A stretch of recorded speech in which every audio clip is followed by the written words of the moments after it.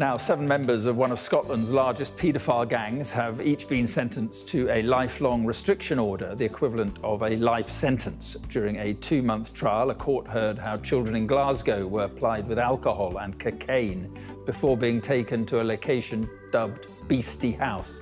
Police said the victims had suffered unimaginable abuse, with offences including rape, attempted murder and assault. Sky's Scotland correspondent Conor Gillis reports now, and just a warning, it does contain distressing content. Is this what evil looks like? Oh, don't! The grotesque gang responsible for Scotland's biggest child sex abuse ring. The paedophiles who organised regular nights to rape children. Now behind bars, here they are, unmasked one by one. The heroin addicts who laughed as their innocent victims were sexually abused on an industrial scale after being plied with alcohol and cocaine. Such depravity as you displayed against young children is beyond my experience. As was said in the aftermath of the trial, this is not typical behaviour. Such extreme abuse of children seems to be rare.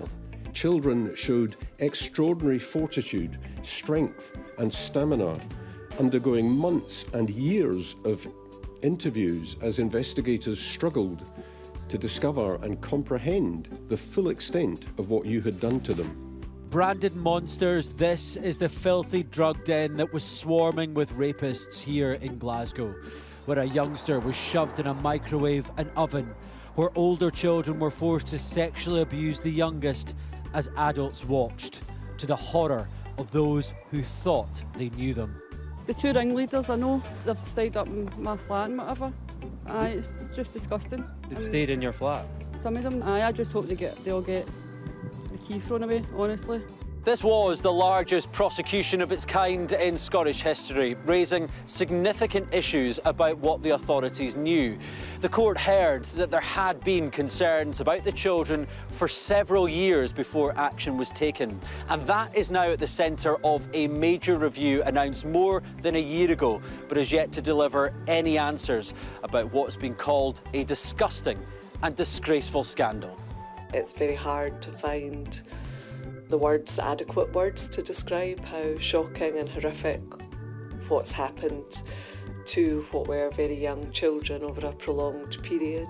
We can't afford to turn away from the lessons that need to be learned in order to protect all of our children from such horrific abuse and neglect. And there are only 2 questions left here. Why did these children suffer such terror, such a miserable existence?